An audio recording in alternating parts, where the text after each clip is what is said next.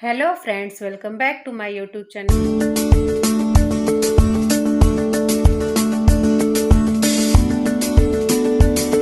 Hello friends, आज हम ये ब्लाउज बनाएंगे सिंगल टुक्की वाला। इसमें मैंने 1 मीटर फैब्रिक लिया है, 1 मीटर लाइनिंग का कपड़ा लिया है। मेजरमेंट हमारी बगल में मैंने लिख के दे दिया है, तो मेजरमेंट उस हिसाब से रहेगा। मैं मेजरमेंट नहीं दिखा रही हूँ क्योंकि मैंने ग्राफ से कटिंग की है, तो ग्राफ मैं बनाती हूँ। ग्राफ बनाना मैंने सिखाया है पहले वीडियो में, मैं डिस्क्रिप्शन में दे दूँगी। तो ग्राफ को मैंने 2 फोल्ड वाले कपड़े पे सब पे तय करके रख लिया है। अब उसके हिसाब से मैं ड्रॉ कर लूँगी सारे पार्ट्स को। सारे सारे पार्ट्स को मैंने ड्रॉ कर लिया है। अब उसके हिसाब से मैं कटिंग कर लूँगी, सारे पार्ट्स को कट कर लूँगी। तो कपड़ा 2 फोल्ड में है तो सारे डबल डबल मेरे हमारे पार्ट्स निकल जाएंगे। तो हमारा आगे पीछे का जो बैक है उसको मैंने किनारे पे रखा है ताकि वो एक ही पीस निकलेगा।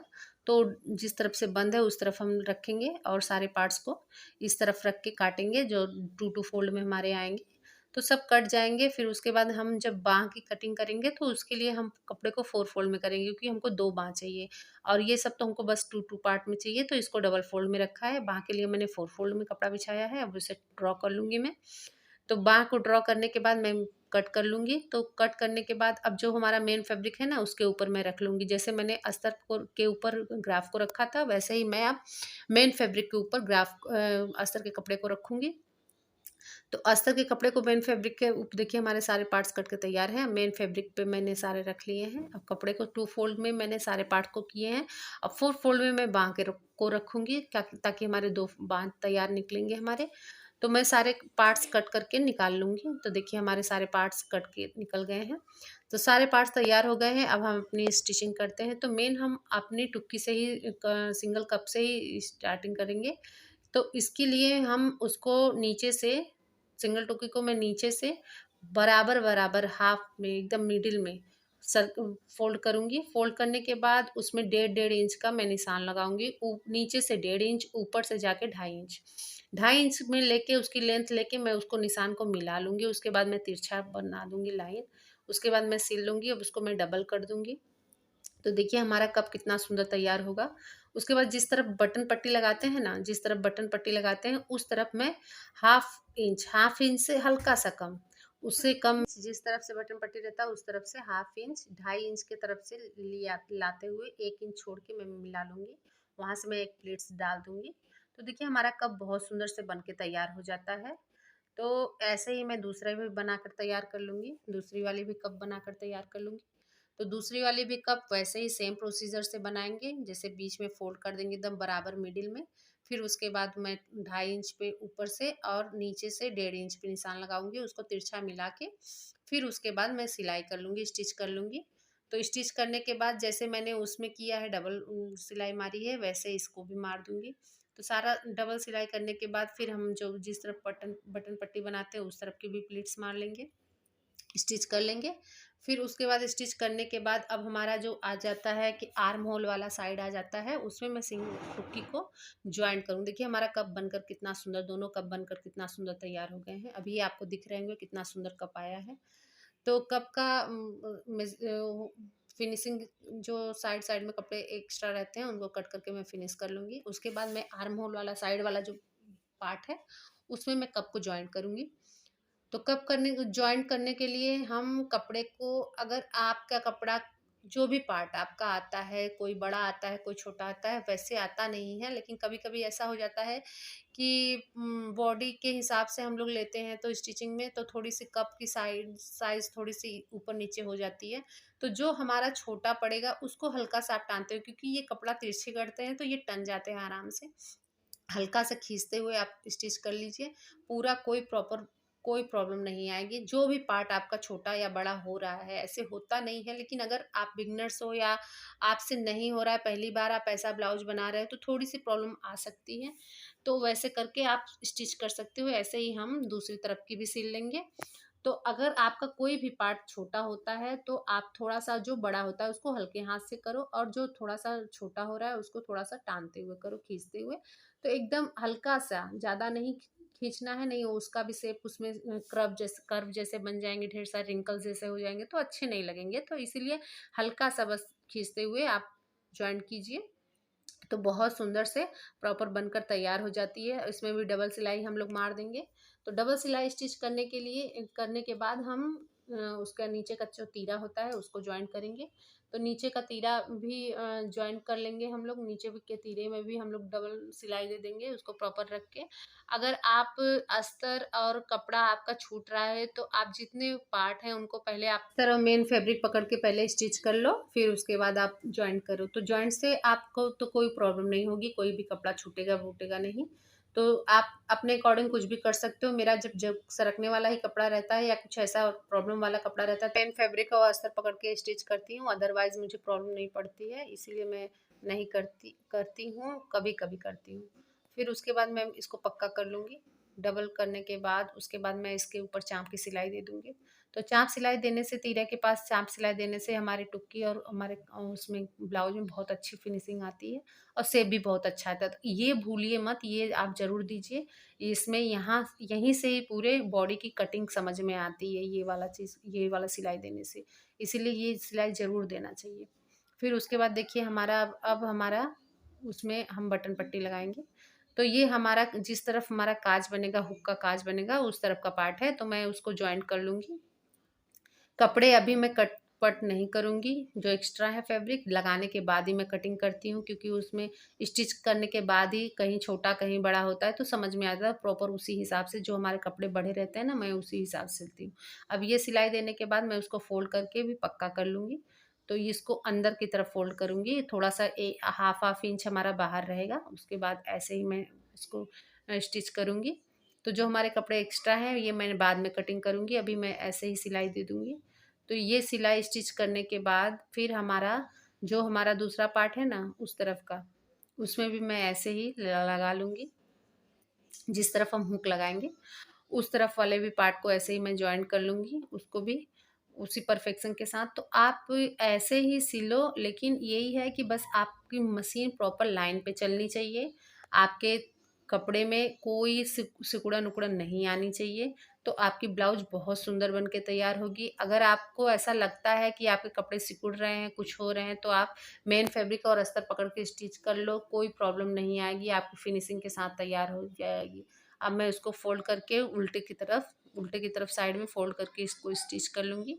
तो हमारा पूरा परफेक्शन के साथ पूरी बटन पट्टी बन के तैयार हो जाएगी, उसकी हुक वाली पट्टी, आई पट्टी। तो जो हमारा कपड़ा ऊपर नीचे से दिख रहा है आपको, वो मैं कट कर लूँगी। कट करने के बाद अब हम अपना बैक वाला पार्ट तैयार करेंगे। तो बैक में हम जो पीछे की पहले प्लीट्स होती है ना, उसमें मैं स्टिच करूँगी। तो उसका मैंने निशान लगाया है।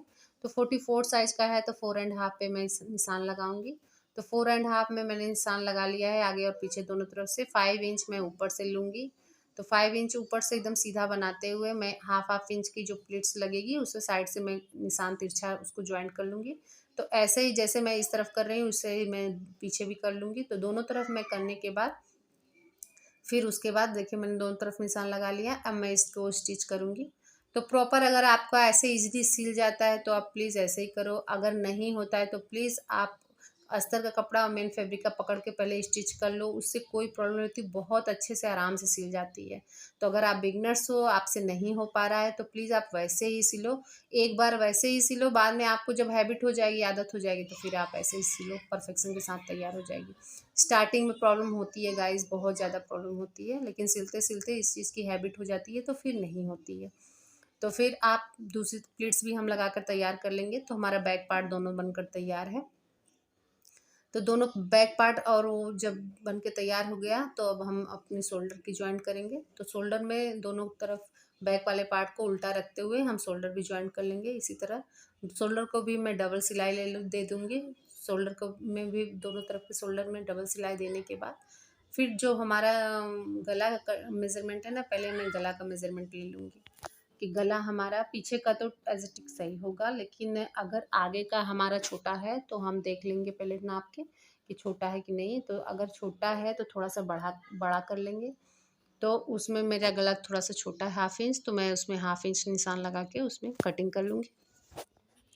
कटिंग करने के बाद अब मैं इसमें कोट पाइपिंग लगाऊंगी। तो कोट पाइपिंग मैंने बनाना नहीं दिखाया गाइस, क्योंकि मैंने ऑलरेडी पहले से इसमें एक वीडियो बनाई है और मैं उसमें डिस्क्रिप्शन में दे दूंगी उसकी लिंक, तो आप देख सकते हो वहाँ से। तो उसी हिसाब से बनानी है आपको। फिर मैं कोट पाइपिंग उस पर रखते हुए और थोड़ी-सी हल्की सी पाइपिंग को थोड़ा-सा हल्का-सा खींचते हुए आप लगाओ। अगर आपका गला बहुत भी बड़ा, अगर आप डीप गला पहन रहे हो, थोड़ा ज़्यादा बड़ा गला कटिंग किए हो, तो ये पट्टी को अगर आप टानते हुए थोड़ा-सा लगाओगे ना, तो गला गिरेगा नहीं शोल्डर से, तो गला ज़्यादा बड़ा नहीं होगा, आपका फिनिशिंग के साथ तैयार हो, गले में कोई झोल-वोल नहीं आएगी। तो हमारा गला का पट्टी लग के तैयार हो गया है। तो गला का पट्टी लगाने के बाद हम उसको फ़ोल्ड करके भी सिल लेंगे पीछे की तरफ से। तो ऐसे ही आप अगर लगाओगे ना, तो गले में बहुत फिनिशिंग के साथ गला तैयार हो जाता है। और कोट पाइपिंग अगर आपको नहीं समझ में आ रहा है, तो आप ऐसे तिरछा उरे पट्टी भी कट करके और लगा सकते हो। आप अपने अकॉर्डिंग कुछ भी कर सकते हो, कोई ज़रूरी नहीं है, आपको जो पसंद है आप वो करो। तो आप इसको फ़ोल्ड करके हम पलट के भी सिल लेंगे, स्टिच कर लेंगे। बहुत लोग तुरपाई पसंद करते हैं, तो तुरपाई भी कर सकते हो आप, ऐसा कुछ बात नहीं है। आप ये मशीन वाली सिलाई खोल दो, फिर तुरपाई कर लो, फिर उसके बाद स्टिच आपकी फिनिशिंग के साथ गला तैयार हो जाएगी। तो ऐसे ही मैं तैयार कर लूँगी। फिर उसके बाद अब हम इसमें देखिए गला कितना सुंदर बन के तैयार हो गया ना। पाइपिंग से गला बहुत सुंदर बन के तैयार होता है, परफेक्शन के साथ, देखने में भी बहुत अच्छा लगता है।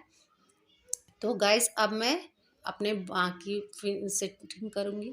तो मैंने अस्तर और मेन फैब्रिक को उल्टा उल्टा रख के उसमें ज्वाइन कर लिया है। अगर ऐसे ही आप बनाओगे तो आपको नीचे तुरपाई उरपाई करने की कोई प्रॉब्लम नहीं होगी, तो आपका पूरा फिनिशिंग के साथ तैयार हो जाएगा।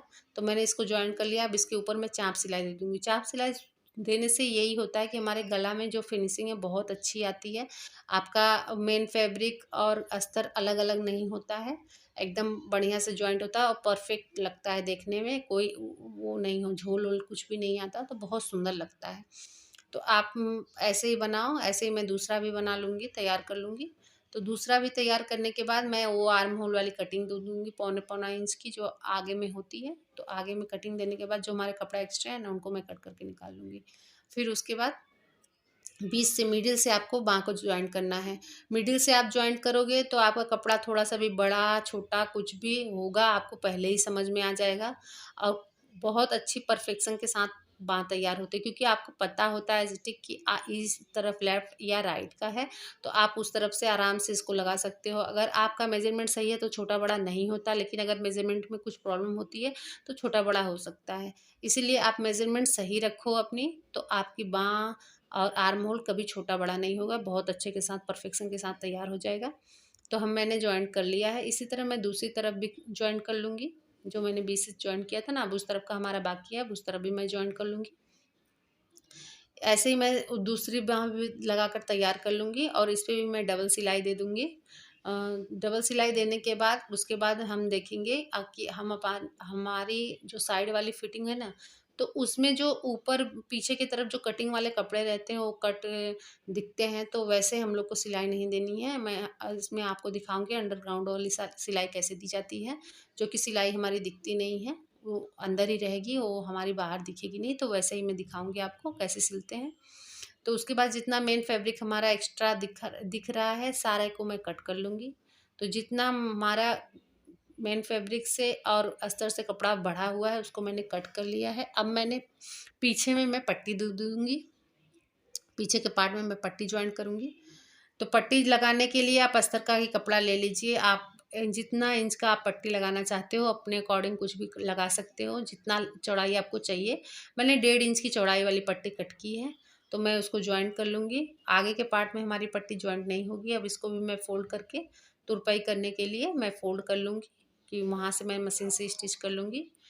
स्टिच करने के बाद अब इसको हम फ़ोल्ड करके तुरपाई कैसे करेंगे, वो ये पट्टी अब तैयार हो जाएगी ये तुरपाई करने के लिए। तो ये पट्टी अंदर चली जाएगी तुरपाई होने के लिए, और जो मेन फैब्रिक है हमारा वो ऊपर रहेगा। तो ऐसे ही हमारा पट्टी लग के भी तैयार है। जो साइड के हमारे आगे और लेफ्ट एंड राइट के पार्ट है ना, उसको भी मैं नीचे उसमें पट्टी लगाने की ज़रूरत नहीं है, क्योंकि मैंने तीरा थोड़ा बड़ा लिया था। तो उसमें मैं बस नीचे-नीचे फ़ोल्ड करके स्टिच कर लूँगी।